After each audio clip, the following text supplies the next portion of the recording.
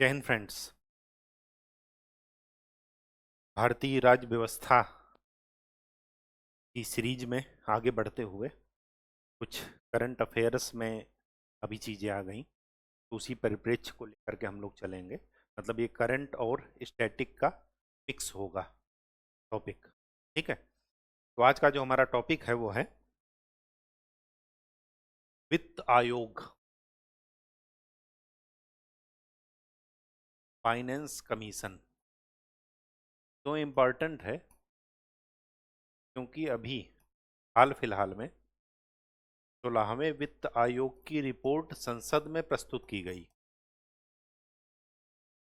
इस वजह से ये टॉपिक मोस्ट इम्पॉर्टेंट हो जाता है और यूपी पीसीएस में खास करके कई बार ये पूछा गया है वित्त आयोग का गठन और कार्य।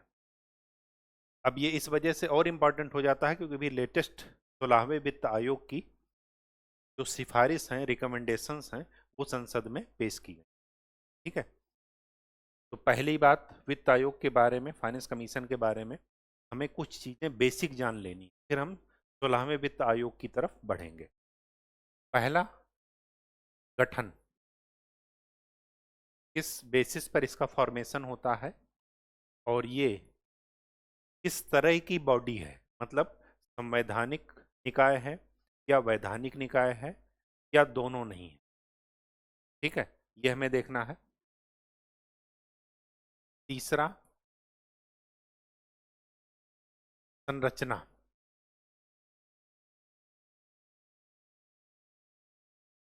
चौथा, कार्यकाल।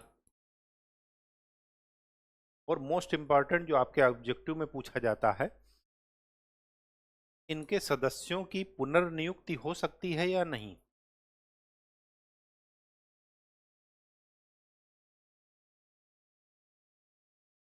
ठीक है, तो पहली बात, तो गठन कौन करता है? भारत का राष्ट्रपति। किसके तहत करता है? आर्टिकल 280 के तहत। आर्टिकल मतलब अनुच्छेद 280 के तहत वित्त आयोग का गठन किया जाता है। अब जब भी आर्टिकल 280 आ गया, इसका मतलब ये निकाय कौन सा है? संवैधानिक निकाय है। संवैधानिक निकाय वो होते हैं जिनका जिक्र संविधान में है, संविधान के अनुच्छेद में मिलेगा, तो याद रखिएगा। वैधानिक निकाय वो होते हैं जो किसी एक्ट के द्वारा आते हैं, ठीक है, किसी अधिनियम के द्वारा आते हैं, लेकिन ये संविधान में ही पहले से व्याप्त है। तो आर्टिकल 280 के तहत गठन कौन करता है? राष्ट्रपति करता है, भारत का राष्ट्रपति। राज्य का वित्त आयोग अलग होगा, वो मैं आपको बाद में बताऊंगा, लेकिन अभी वित्त आयोग ये भारत का वित्त आयोग है, केंद्र सरकार के अंतर्गत जो होता है। ठीक है, आर्टिकल 280 के तहत राष्ट्रपति का ये कर्तव्य है कि हर 5 वर्ष में गठन होगा। किसके द्वारा? राष्ट्रपति के द्वारा। अब जब राष्ट्रपति इसको गठित कर रहे हैं, संवैधानिक निकाय है, तो इनका जो कार्यकाल होगा वो भी किसके द्वारा निर्धारित होगा? राष्ट्रपति के द्वारा। तो कार्यकाल भी कौन निर्धारित करता है? राष्ट्रपति। जनरली इनका कार्यकाल 5 वर्ष का होता है। अभी जो 16वां वित्त कार्यकाल 5 वर्ष, अभी जो 16वां आया है 16th का कार्यकाल 1 अप्रैल 2026 से लेकर के 31 मार्च 2031 तक होगा। मतलब इनके बीच में इसकी सिफारिशें लागू होंगी। संरचना देख लेते हैं। संरचना होता है एक अध्यक्ष और 4 सदस्य।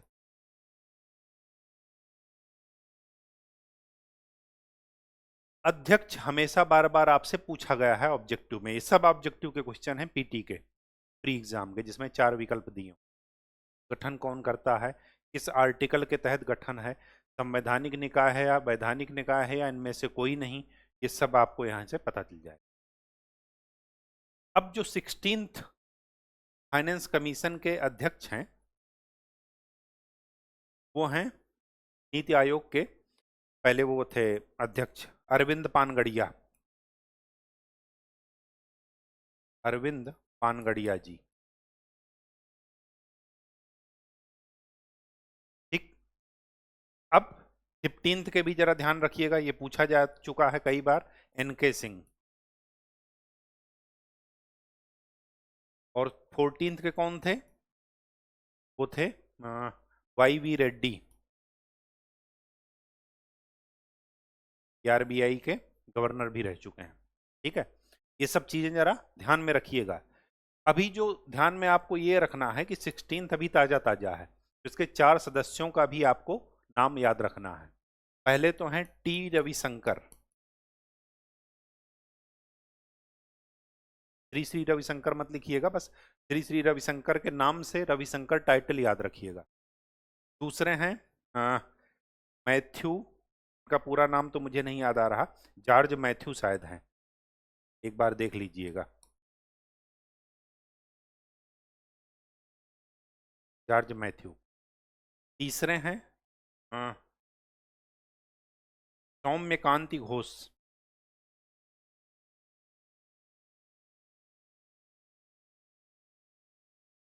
सौम्यकांति घोष। और एक हैं मनोज पांडा। ये जरा नाम ध्यान में रखिएगा इन चारों का, ये चारों मेंबर हैं पर थे। ठीक है, अभी इनकी रिपोर्ट है। ठीक, तो इनका कार्यकाल 5 वर्ष का होता है, और सामान्यतः राष्ट्रपति जब इनका गठन करता है तो आदेश में ही लिखा रहता है कि इनका कार्यकाल कब से कब तक रहेगा। ठीक है, अब बात आती है पुनर्नियुक्ति। पुनर्नियुक्ति हो सकती है या नहीं, तो आप इसमें याद रखिएगा, पुनर्नियुक्ति हो सकती है, मतलब फिर से इनको 16th का हो गया, 17th में फिर से इनको बनाया जा सकता है। ठीक है, या केंद्र सरकार के किसी विभाग में इनकी पुनर्नियुक्ति हो सकती है। ठीक है, ऐसा नहीं कि एक बार इसमें मेंबर बन गए या अध्यक्ष बन गए तो और कहीं इनको अपॉइंटमेंट नहीं दिया जाएगा, दिया जा सकता है। ये चीजें जरा आपको ध्यान में रखनी है। अब देखना है हमें इसके कार्य, क्या कार्य करता है वित्त आयोग, मोस्ट इंपॉर्टेंट है ये। ठीक है, अधिकतर पूछा जाता है। तो कार्य में 2 चीजें यहां पर ध्यान में रखिएगा। कर हस्तांतरण, कर हस्तांतरण मतलब टैक्स का बांटना। अब कर हस्तांतरण 2 तरीके से होता है, एक है हॉरिजॉन्टल, एक है वर्टिकल। वर्टिकल को बोलते हैं ऊर्ध्वाधर, वर्टिकल, और दूसरा है हॉरिजॉन्टल जिसको बोलते हैं क्षैतिज।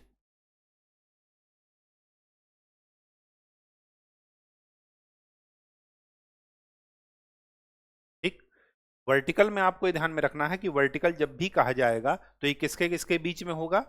ये होगा केंद्र और राज्य के बीच।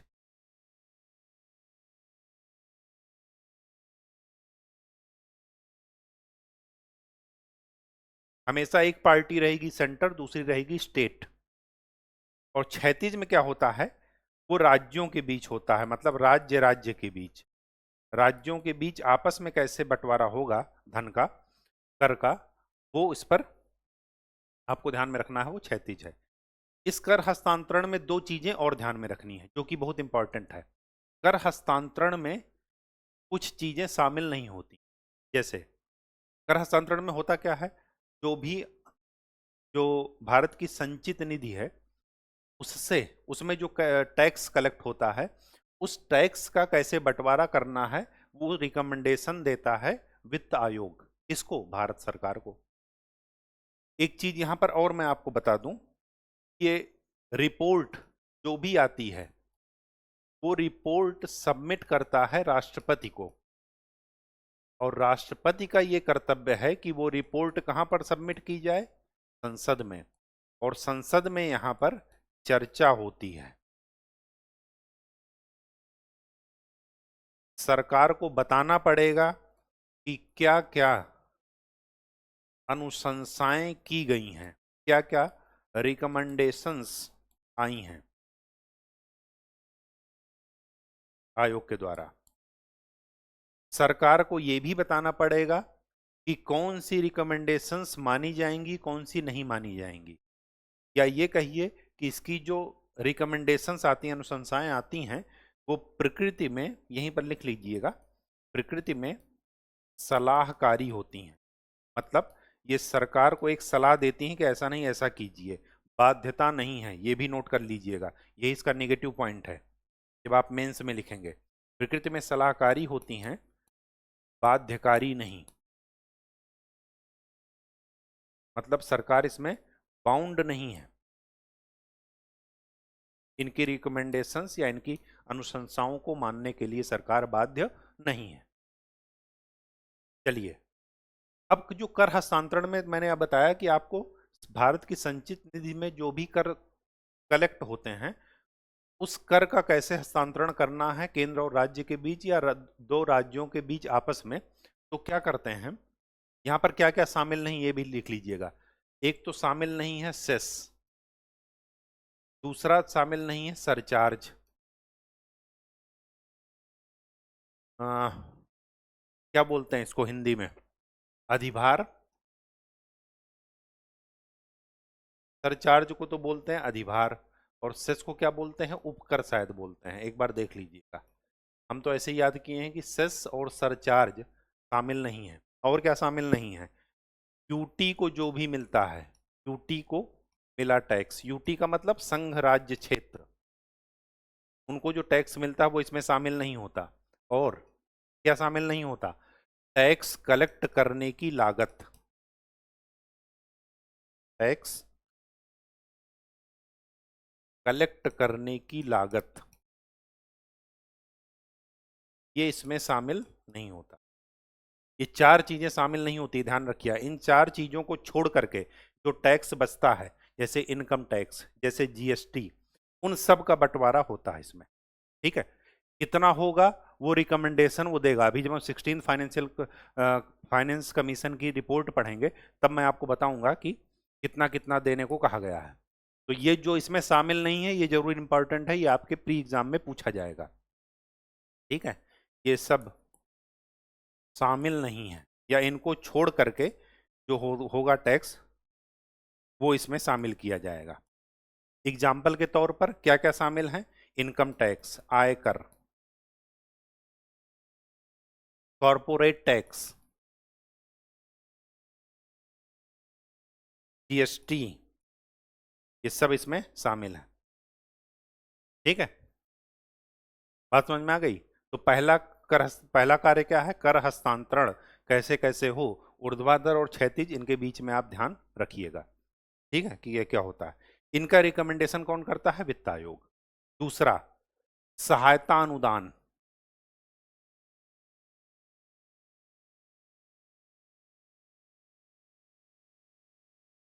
सहायता अनुदान, सहायता अनुदान क्या होता है, ये बाध्यकारी भी हो सकता है और केंद्र सरकार के ऊपर निर्भर भी करता है। मतलब उनकी क्या कहते हैं उसे, मतलब उनके सोच पर निर्भर करेगा कि उनको देना है नहीं देना, मतलब उनकी मर्जी, कहने के मतलब है, बाध्यकारी नहीं है। तो सहायता अनुदान बेसिकली तीन तरीके से दिया जाता है।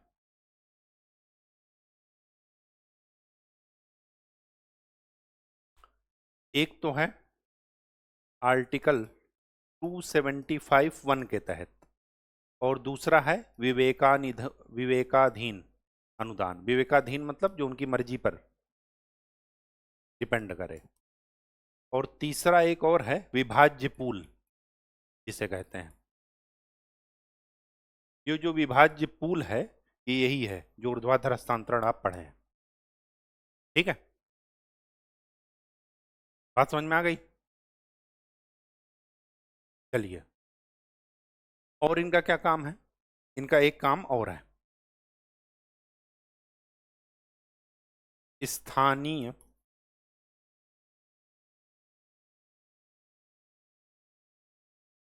ये भी आप ये जान लीजिएगा।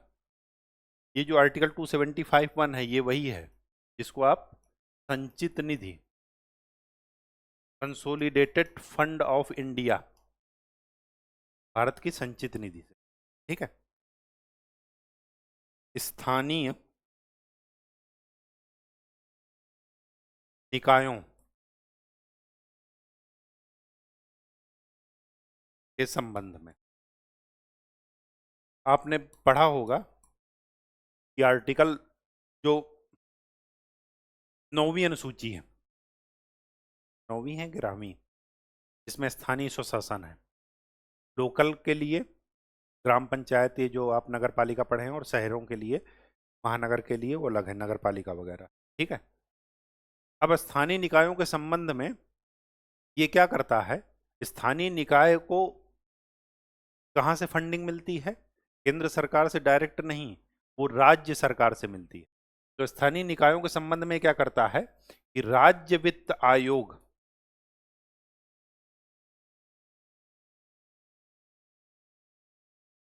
के माध्यम से, और दूसरा राज्य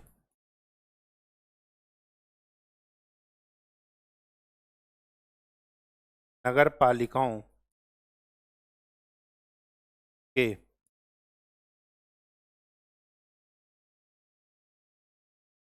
संसाधनों की आपूर्ति के लिए स्टेट गवर्नमेंट को सलाह देता है कि अपनी संचित निधि से इतना परसेंट इनको दीजिए। राज्य वित्त आयोग अलग से रिकमेंडेशन देता है। राज्य वित्त आयोग की रिकमेंडेशन इस जो भारत का वित्त आयोग है उससे मिक्स मत कीजिएगा, वो अलग है। ठीक है। मतलब ये वित्त आयोग जो हम पढ़ रहे हैं, 16th फाइनेंस कमीशन, ये किसका है? ये है भारत सरकार का। ठीक। तो राज्य इसके संबंध में भी ये ऐसा यही जो है आपके लिए क्या रहेगा, मतलब कंफ्यूजिंग क्वेश्चन रहेगा कि स्थानीय निकायों के संबंध में रिकमेंडेशन वित्त आयोग देता है कि नहीं देता? तो देता है। ठीक है। मानना ना मानना राज्य सरकार का काम है, लेकिन राज्य वित्त आयोग अलग से देता है रिकमेंडेशन राज्य सरकार को, केंद्र सरकार को नहीं, राज्य सरकार को। ये जो हम फाइनेंस कमीशन पढ़ रहे हैं ये केंद्र सरकार का है। ये स्थानीय निकायों के संबंध में भी क्या करेगा? रिकमेंडेशंस देगा। ठीक। तो ये हुआ कर हस्तांतरण, सहायता अनुदान, और स्थानीय निकायों के संबंध में भी ये सलाह देता है। और तो और इसके अलावा कोई भी ऐसा सब्जेक्ट जिसको राष्ट्रपति ने अपने आदेश में, जब इसका गठन किया गया था, तो निर्दिष्ट किया हो इसको, या कहा गया हो कि आप इस पर भी सलाह अपनी दीजिए, तो यहां पर लिख लीजिएगा अन्य कोई संदर्भित विषय।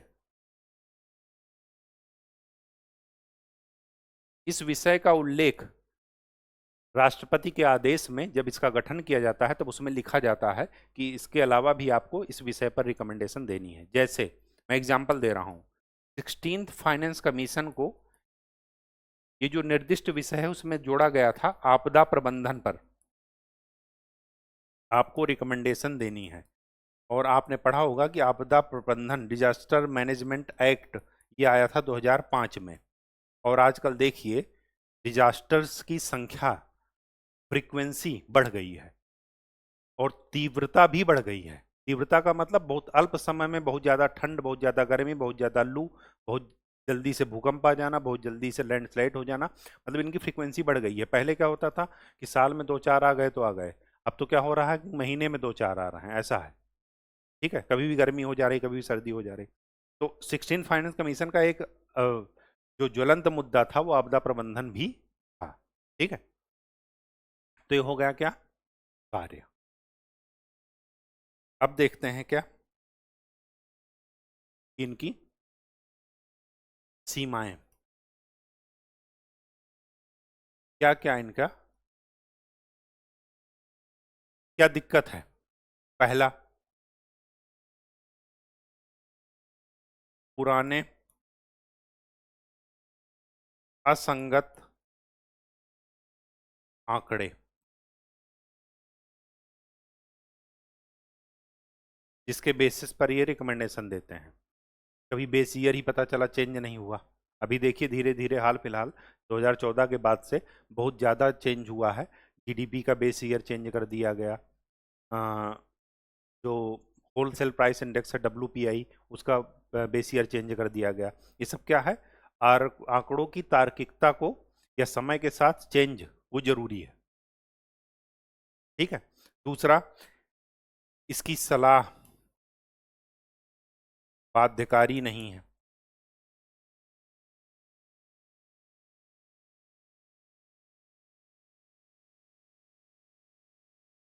तीसरा, अलग अलग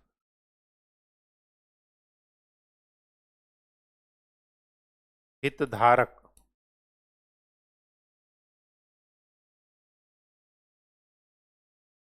को एक साथ लेकर चलना। जैसे कभी कभार इनका रिकमेंडेशन और जीएसटी काउंसिल, आपने पढ़ा होगा जीएसटी परिषद, उसका रिकमेंडेशन में क्या होता है, टकराव होने लगता है। और अलग अलग हितधारक कौन कौन से हैं? केंद्र राज्य तो आपको दिखाई दे रहे हैं छोटे छोटे। इंडस्ट्री लॉबी, इंडस्ट्रियल लॉबी अलग है, बाकी लॉबी अलग है, कॉरपोरेट लॉबी अलग है। उनको सबको लेकर के एक साथ चलना है। बिहार इतने दिन से कह रहा है कि हमें क्या करना है, स्पेशल स्टेटस दीजिए। ठीक है, ऐसे ही कई सारे राज्य मांग कर रहे हैं, लेकिन क्या है कि उन सब चीजों को साथ लेकर के चलना, और ये हितधारक का जो हित है, इंटरेस्ट है, वो क्या होता है, अ, स्वदेशी और वैश्विक परिस्थितियों के अनुसार बदलता है। ये सबसे बड़ी समस्या है।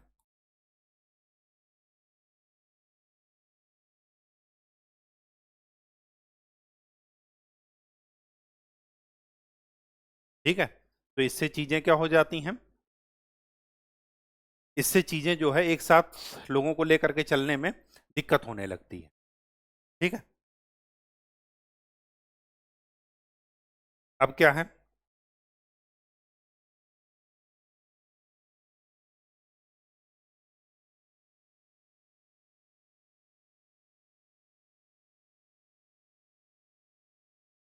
एक चीज और यहीं पर लिख लीजिए,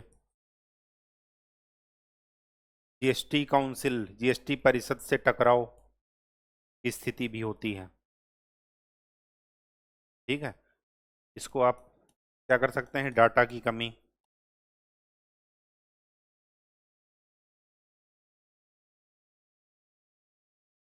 ठीक, और क्या हो सकता है, अलग अलग हितधारकों को सलाह बाध्यकारी नहीं। हाँ, एक और लिख लीजिए, केंद्रीकरण वर्सेस संघवाद, इस पर भी दिक्कत होती है। क्यों? आपने देखा कि जो ये है क्या, कर हस्तांतरण में सेस सरचार्ज ये शामिल नहीं है। और आपको जानकर हैरानी होगी, ये आपको पॉलिटी में भी पढ़ाए थे कि सेस और सरचार्ज ये पूरे के पूरे सेंटर के होते हैं, इनमें स्टेट का कोई हक नहीं होता। और पता है आपको कि 100 रुपए अगर कलेक्ट हो रहा है, तो 100 में से अभी का हाईएस्ट स्कोर है कि 13.5 रुपए केवल और केवल इसी से आ रहे हैं। इसका मतलब ये हुआ कि 100 में से अगर 100 का विभाजन होना है, 100 में से 13.5 रुपए, 15 मान लेते हैं, 85 रुपए अलग है, 85 रुपए का ही हस्तांतरण होगा, मतलब 85 रुपए का ही बंटवारा होगा। 15 तो उन्हीं के हैं, केंद्र सरकार के। एक तरफ केंद्रीकरण की प्रवृत्ति भी बढ़ रही है, और दूसरी बात क्या है, स्थानीय निकाय के संबंध में ये रिकमेंडेशन दे रहे हैं, और स्थानीय निकायों को पैसा कहाँ से मिलेगा, राज्य सरकार से कह रहे हैं कि आप दो। जब आपको इतनी ही चिंता है, तो उसमें से कुछ परसेंटेज आपको भी देना है। ठीक है, यही सब क्या है, इसकी सीमाएं हैं। सीमाओं में एक क्या रहेगा, स्थानीय निकायों के संबंध में प्रभाव जो है वो क्या पड़ता है, कम हो जाता है। क्यों? क्यों कम हो जाता है? क्योंकि स्थानीय निकाय किस पर डिपेंड है, केंद्र सरकार पर नहीं, राज्य सरकार की संचित निधि पर। और राज्यों की हालत क्या है वो आप देख ही रहे हैं, वोट बैंक के चक्कर में इतना ज्यादा फ्री बीज दी जा रही हैं, ठीक, सुविधाएं। ये हो गया। एक चीज और यहां पर लिख लीजिए, वो लास्ट होगा, वो ये होगा कि लागू करना या ये कहिए क्रियान्वयन और उसको ट्रैक करना, निगरानी करना, ये थोड़ा कठिन हो जाता है। सिफारिशों को लागू करना और उन सिफारिशों की निगरानी करना, ये क्या हो जाता है, कठिन हो जाता है। क्यों? क्योंकि सलाह बाध्यकारी नहीं है। ठीक, चलिए अब देख लेते हैं 16th फाइनेंस कमीशन की रिपोर्ट। जैसे हमने पढ़ा है बस वैसे ही ध्यान में दीजिए। अच्छा, एक चीज और मैं अभी अचानक से ध्यान आ गया, ये जो मैंने आपको बताया कि सहायता अनुदान ये तो 275 संचित निधि से हो जा रहा है, विवेकाधीन अनुदान ये आर्टिकल 282 के तहत आता है संविधान के। ठीक है, ये आर्टिकल नोट कर लीजिए। ठीक, चलिए 16th फाइनेंस कमीशन की रिपोर्ट, पहला कर हस्तांतरण में देखते हैं। पहला टॉपिक है हमारा यही था, कर हस्तांतरण। कर हस्तांतरण में दो चीजें हमें देखना है, एक तो ऊर्ध्वाधर या वर्टिकल, और दूसरा देखना है क्षैतिज। क्षैतिज में कंपैरिजन करने के लिए दो पार्ट बना लीजिएगा। कंपैरिजन क्यों जरूरी है वो आपको आगे पता चल जाएगा। एक तो ये बनाइएगा, इधर लिखिएगा मानदंड, इस बेसिस पर क्षैतिज कर हस्तांतरण किया जाता है। दूसरा, 15th फाइनेंस कमीशन में क्या था, क्योंकि ये आपसे पूछा जाएगा, और 16th फाइनेंस कमीशन में क्या है, ताकि चीजें आपको आसानी से समझ में आ जाएं। देखिए, ऊर्ध्वाधर में तो सिंपल सी बात है। सिंपल सी बात क्या है कि जो 15th फाइनेंस कमीशन ने दिया था वही 16th फाइनेंस कमीशन ने कहा है। क्या? कि जो केंद्र सरकार का टैक्स है उसका 41% राज्यों में बंटना चाहिए, केंद्र और राज्य के बीच। एक तरफ 29 राज्य हैं और एक तरफ अकेला केंद्र है, उन 29 राज्यों को मिला करके 41% मिलेगा। फिर उस 41% का विभाजन कैसे होगा, वो क्षैतिज में आ जाएगा। समझ गए बात, कहानी? अब देखिए, अब इसका ये कहा जाए, ऑब्जेक्टिव क्वेश्चन क्या बनेगा, 16th फाइनेंस कमीशन का ऊर्ध्वाधर कर हस्तांतरण कितना है, 41%। 16th का भी कितना है, 41%। 15th का भी कितना था, 41%। लेकिन मजे की बात यह है, जो 14 था, जिसके थे वाई वी रेड्डी, उन्होंने क्या कहा था, 42%। तो 42% अगर आंसर होगा तो गलत होगा। क्या होगा, 41%। ये ध्यान रखिएगा, 42% किसकी रिकमेंडेशन थी, 14th की। ठीक, बात समझ में आ गई? चलिए, क्षैतिज में क्या करना है, क्षैतिज में कुछ मानदंड बनाए गए हैं और ये मानदंड आपके प्री एग्जाम में पूछे गए हैं। ठीक है, कि कौन कौन से मानदंड के आधार पर ये बढ़ता है। ठीक है, कर हस्तांतरण इनका आपस में होता है राज्यों के बीच में। उस मानदंड में सबसे पहला है, हाँ, एक तो है जनसंख्या, दूसरा है क्षेत्रफल,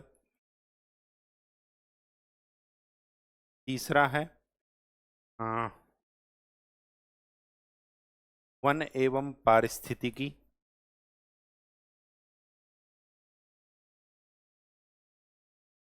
तीन हो गए, और चौथा एक बार देखना पड़ेगा मुझे,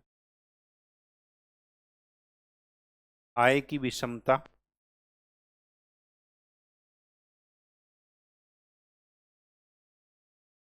हाँ जी, पांचवा है जनसांख्यिकी प्रदर्शन,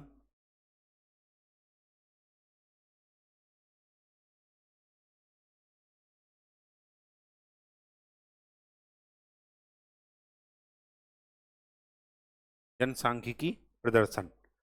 पांचवा क्या हो जाएगा, वो छठवा, कर सुधार एवं वित्तीय प्रोत्साहन। और सिक्स्थ है, वो सेवेंथ है, वो है जीडीपी में योगदान या भारत के विकास में योगदान।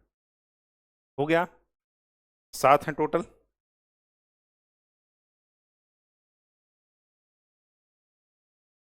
वित्तीय प्रोत्साहन नहीं, राजकोषीय प्रोत्साहन लिखिएगा यहाँ पर, ये गलत हो जाएगा। फिस्कल, फाइनेंशियल नहीं, फिस्कल, ठीक, प्रोत्साहन। चलिए इसके बारे में बाद में देखेंगे कि कौन सा टॉपिक क्या है। अब देखते हैं कि 15th फाइनेंस कमीशन में क्या था और 16th में क्या था। तो जनसंख्या का योगदान 15th में था 17.5%, 17.5 है। 16th में हो गया 15%, नहीं उल्टा लिख दिया, यहां पर था 15th और यहां पर बढ़ा है कितना, 2.5। क्षेत्रफल 15, ये घटा है 10%, 10% हो गया। वन एवं पारिस्थितिकी ये सेम रहा 10%, 10%। आय की विषमता ये 45% था और यहां पर ये 42.5% है, घट गया, ठीक। जनसांख्यिकी प्रदर्शन 12.5 और ये 10%, ये भी घट गया। कर एवं राजकोषीय प्रोत्साहन ये 2.5% था, यहां पर ये कुछ नहीं है, मतलब इसको हटा दिया गया। जीडीपी में योगदान यहां पर नहीं था और यहां पर हो गया है 10%। देखिए टोटल 100 आ गया, 45 और 15 60 40, 100 आ गया। यहाँ पर कितना है, 10 10 20, 10 30, 10 40, 10 50 और 40 90, हाँ ठीक। कर सुधार एवं राजकीय प्रोत्साहन को हटा करके जीडीपी में योगदान दे दिया गया, ठीक, इसका वेटेज 10%। अब यहाँ पर कुछ चीजें आपको ध्यान में रखना है। जनसांख्यिकी प्रदर्शन यही है जिसको आप कहते हैं कि जनसंख्या, जो परिसीमन का विरोध कर रहे हैं साउथ वाले राज्य, दक्षिणी राज्य, कि हमने जनसंख्या पर कंट्रोल किया और आप सीटें जनसंख्या के आधार पर देंगे, तो इसका मतलब ये हुआ कि जनसांख्यिकी प्रदर्शन वही है जिसको आप टोटल फर्टिलिटी रेट बोलते हैं। आदर्श में क्या होना चाहिए, 2.1। तो जनसांख्यिकी प्रदर्शन 1971 से लेकर के 2011 के बीच में जो जनसंख्या पर जिन्होंने काबू पाया या ठीक ठाक कंट्रोल करके चल रहे हैं, वो उनको जो है प्रोत्साहन देने के लिए ये जनसांख्यिकी प्रदर्शन का इस्तेमाल किया गया, या ये कहिए टोटल फर्टिलिटी रेट। ये कॉन्सेप्ट आया था 15th फाइनेंस कमीशन में, उसी को इन्होंने क्या कर दिया, रिप्लेस कर दिया जनसांख्यिकी प्रदर्शन से। वन एवं पारिस्थितिकी में आपको ये ध्यान में रखना है कि 15th फाइनेंस कमीशन ने क्या किया था, सघन एवं मध्यम वनों को लिया था काउंटिंग में, लेकिन 16th ने क्या किया, खुले वनों को भी शामिल कर लिया। ये इंटरेस्टिंग बात है। अब जिसके पास वनों की मतलब पेड़ों की मात्रा ज्यादा होगी, वो राज्य ज्यादा तरीके से, ये वेटेज है उनका, भारांश है, ठीक है, उनको ज्यादा धन मिलेगा। क्षेत्रफल सेम ही है। हाँ, जनसंख्या में आपको ये ध्यान में रखना है, ये जो जनसंख्या है ये 2011 के आधार पर है, ठीक। जनसंख्या वेटेज बढ़ा दिया गया, मतलब जिसकी जनसंख्या ज्यादा होगी उसको ज्यादा मिलेगा।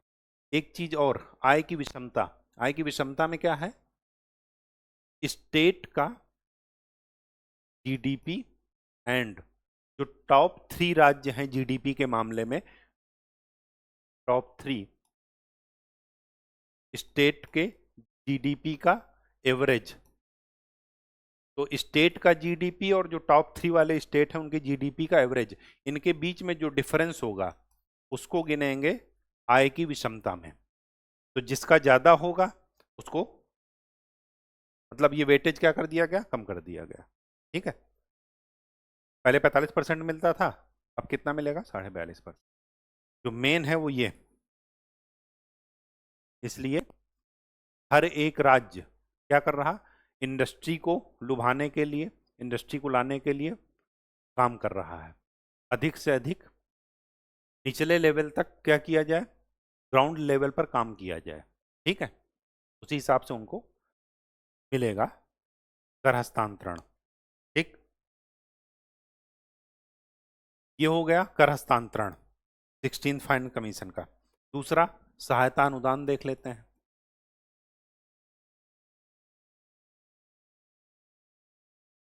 सहायता अनुदान में आपको ध्यान में रखना है, टोटल 9.04 लाख करोड़ ये आवंटित किया गया। ठीक, 9.04 नहीं, 9.47, मतलब 9.5 के आसपास। ठीक है, और मैक्सिमम कहाँ किया गया, आ, ये मैक्सिमम किया गया है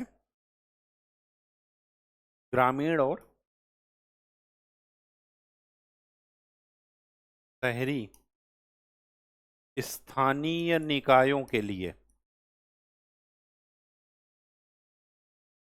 और आपदा प्रबंधन के लिए।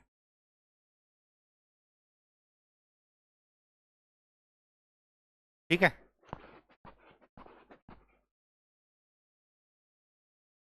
बंद क्या किया गया,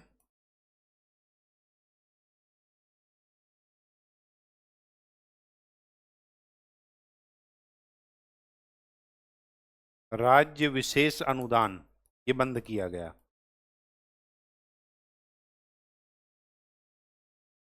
क्षेत्रक विशेष अनुदान ये बंद किया गया। तीसरा, राजस्व घाटा के आधार पर जो अनुदान दिया जाता था वो भी बंद कर दिया गया। ठीक है, ये चीजें जरा ध्यान में रखिएगा, ये आपके लिए बहुत ही इंपॉर्टेंट है।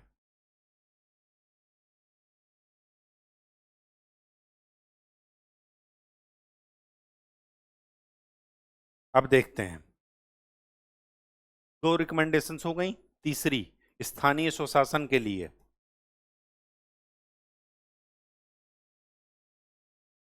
लोकल बॉडीज के लिए दो चीजें आपको ध्यान में रखना है, अर्बन लोकल बॉडीज और रूरल लोकल बॉडीज। ठीक है, ग्रामीण और शहरी, तो इनको दिया गया 4.6 लाख करोड़ और इनको दिया गया 3 इनको 4.4, इनको 3.6।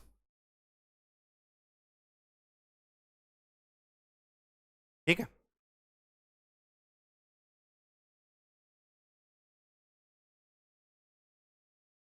दूसरी चीज, शहरी निकायों की हिस्सेदारी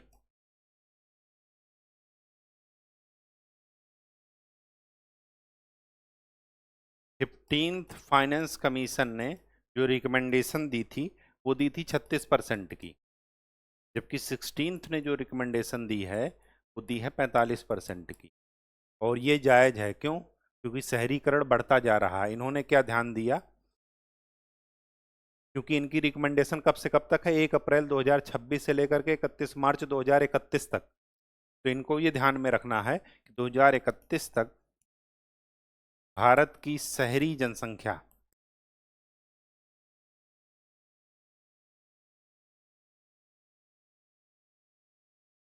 कितने परसेंट होने का अनुमान है, 41%। अभी 30% के आसपास है। ठीक है, तो उसको ध्यान में रखते हुए इन्होंने ये रिकमेंडेशन दी है। और मैं आपको बता दूं, इन्होंने ये तो कहा, लेकिन साथ में ये भी कहा कि जो भी आपके शहर में फंड आवंटित हो रहा है उसमें से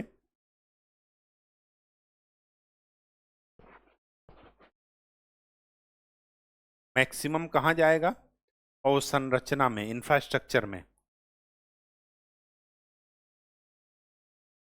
और उसमें भी कौन सा, आजकल जो सबसे ज्वलंत टॉपिक है वो है अपशिष्ट जल प्रबंधन, एसटीपी ईटीपी के लिए, अपशिष्ट जल प्रबंधन के लिए ये रहेगा।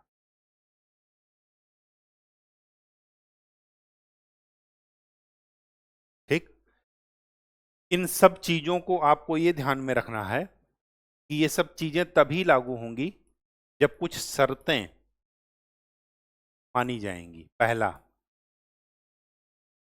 स्थानीय निकाय का चुनाव वो ठीक प्रकार से हो, मतलब चुनाव प्रॉपर तरीके से। दूसरा, उसका जो ऑडिट है उनके अकाउंट का, वो ऑडिट होने के बाद आपको उसकी रिपोर्ट प्रकाशित करनी है।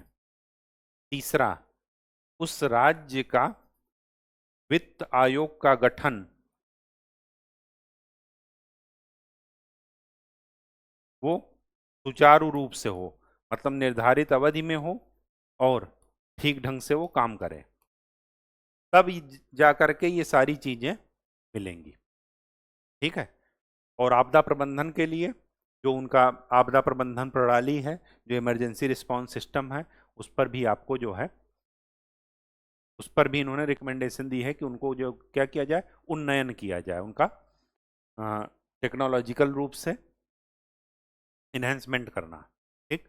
और दो चीजें ध्यान में रखिएगा, हिमालयी राज्य में जो 90 और 10 का रेशियो है, बाकी राज्यों में 75 और 25 का रेशियो है, मतलब 90% केंद्र सरकार देगी और 10% राज्य सरकार। कहाँ? हिमालयी राज्य में। और जो जैसे सेवन सिस्टर्स और हिमाचल, उत्तराखंड, जम्मू कश्मीर, ये सब। ठीक। और जो सामान्य राज्य हैं उनमें 75 और 25 का रेशियो है आपदा प्रबंधन के लिए, 75% केंद्र सरकार देती है और 25% राज्य सरकार। ठीक है। तो ये थी इसकी क्या, रिकमेंडेशंस। अब आपको ये भी बता दें कि 4 सूत्रीय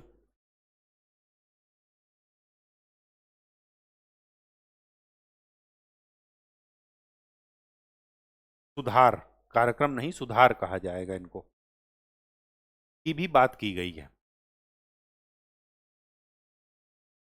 पहला, राजकोषीय मितव्ययिता।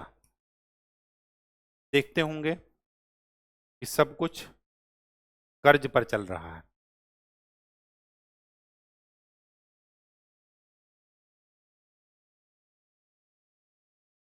क्या कहा गया है कि केंद्र सरकार के लिए जो कर्ज हो या घाटा हो वो 3.5% ऑफ जीडीपी के अंदर ही रहे, और राज्य सरकार के लिए 3% ऑफ स्टेट जीडीपी।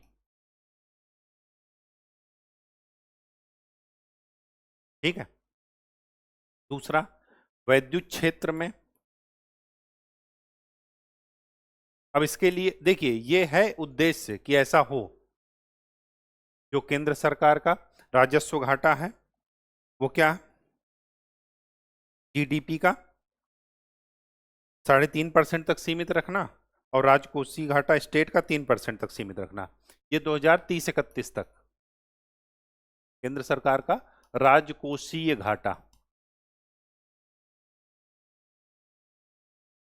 ये राज्य सरकार का राजकोषीय घाटा, ये इनका उद्देश्य है। अब इसके लिए इन्होंने रिकमेंडेशन क्या दी थी, इसके लिए रिकमेंडेशन दी है कि बजट में हर चीज शामिल की जाए। हर चीज में मैं आपको बता दूं, एक होता है ऑफ बजट बारोइंग, ओबीबी, इनको बोलते हैं गैर बजट उधारियां। इसका क्या मतलब है, एक सिंपल सी मतलब समझ लेते हैं। हमारी एक बैंक की सीट है जिसमें हमें ये पता चल रहा है कि हमारी इनकम कितनी है, हमारी सैलरी कितनी आ रही है और कितना हम खर्च कर रहे हैं उससे निकाल करके। तो ये तो हमारे, इसी तरह सरकार का बजट है कि उसको कितना आ रहा है उसके पास पैसा और कितना वो खर्च कर रही है। अब होता क्या है ऑफ बजट में कि सरकार, मतलब मैं खुद कर्ज ना ले करके मैं किसी दोस्त से कहूं कि आप कर्ज ले करके और मुझे दे दो। ध्यान से समझिएगा, सरकार क्या कह रही है कि हमारा तो लेन देन, मतलब हमारे जो बजट में हमारी जो प्राप्तियां हैं, जो हमारे राजस्व आ रहे हैं और जो हम खर्च कर रहे हैं, वो तो हमारे बजट में दिखाई देगा। लेकिन अगर सरकार डायरेक्ट कर्ज ना लेकर के किसी पीएससी से, पीएससी मतलब पब्लिक सेक्टर जो एंटरप्राइजेज हैं, जो राज्य सरकार की पीएसयू हैं, पब्लिक सेक्टर यूनिट्स हैं, उनसे कहे कि आप कर्ज ले लो,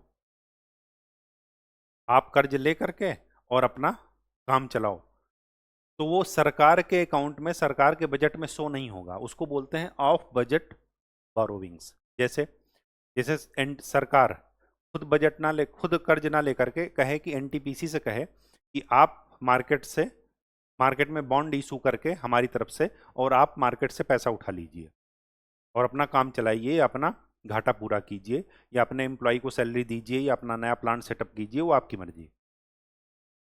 तो एनटीपीसी का कर्ज जो एनटीपीसी ने उठाया है मार्केट से, वो क्या है, एनटीपीसी के अकाउंट में दिखेगा, वो राज्य सरकार या केंद्र सरकार के अकाउंट में नहीं दिखेगा। तो इन्होंने यही कहा राजकोषीय मितव्ययिता में कि जो ऑफ बजट उधारियां हैं, या तो उनको पूर्ण रूप से बंद किया जाए, या ये कहा जाए कि उनको सरकार अपने बजट में दिखाए। सरकार का मतलब आप दोनों सरकार समझिएगा, केंद्र सरकार और राज्य सरकार दोनों।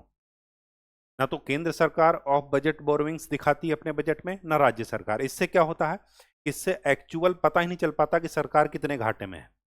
इंटरेस्टिंग बात यह है, समझ गए बात, सरकार का बजट एक्चुअल पता ही नहीं चल पाता। ठीक है, तो राजकोषीय मितव्ययिता में ये कहा गया है कि ऑफ बजट बोरोविंग्स बिल्कुल तरीके से, पूरी तरीके से या तो बंद कर दी जाए, या बजट में इनको शामिल किया जाए, ताकि इनका दिखे तो कि सरकार कितने पानी में है, कहने का ये मतलब है।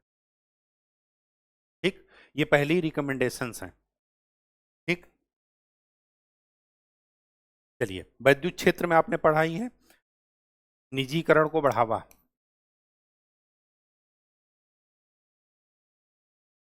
ठीक है, तीसरा, एक तो राजकोषीय मितव्ययिता हो गई, दूसरा विद्युत क्षेत्र हो गया, और तीसरा हो गया सब्सिडी।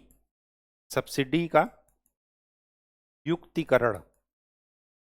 युक्तिकरण का मतलब यह है कि आप किसके लिए सब्सिडी चला रहे हो, कब तक वो सब्सिडी चलेगी, इसका प्रॉपर तरीके से आपको निर्धारण करना पड़ेगा।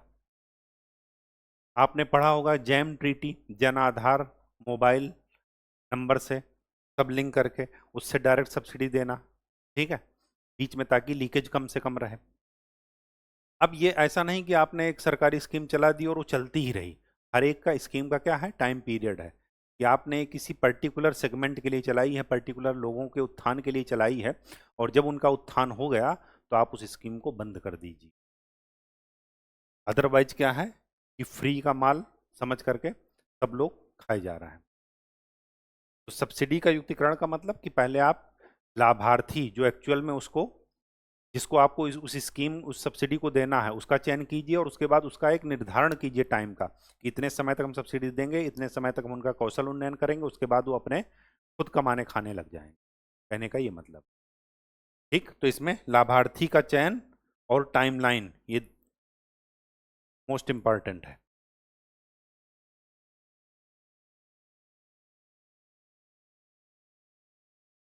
कब तक ये होगा, ठीक है, सब्सिडी की स्कीम कब तक चलेगी। और लास्ट है सार्वजनिक उद्यम, पब्लिक सेक्टर एंटरप्राइजेस क्षेत्र में सुधार। लगभग 308 राज्य सरकार के अंतर्गत हैं अभी तक इकाइयां, जिनको क्या करना है, जो बंद पड़ी हैं, तो उनको या तो बेच दीजिए, या उसमें टेक्नोलॉजी उन्नयन करके अपना चालू कीजिए। ठीक है, और ये भी कहा गया है कि अगर लास्ट 4 ईयर्स में से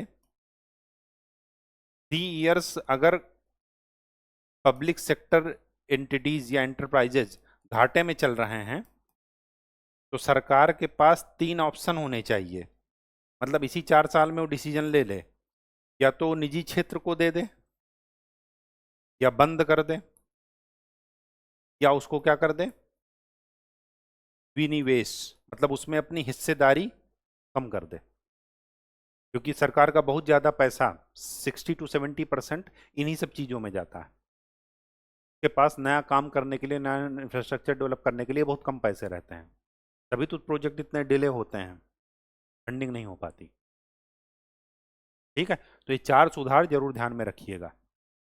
राजकोषीय, वैद्युत क्षेत्र, सब्सिडी का युक्तिकरण और पब्लिक सेक्टर एंटिटीज या पब्लिक सेक्टर इंटरप्राइजेस क्षेत्र में सुधार। ठीक है, तो ये चीज़ें जरा ध्यान में रखिए। आज के लिए इतना ही। टॉपिक बहुत मोस्ट इंपॉर्टेंट प्री मेंस दोनों के लिए, और ये कई बार रिपीट भी होगा वीडियो के रूप में आपके सामने। मिलते हैं आपको नेक्स्ट क्लास में, तब तक के लिए खूब अच्छे से पढ़ाई कीजिए और चीज़ों का रिवीजन जरूर कीजिए। ठीक, धन्यवाद।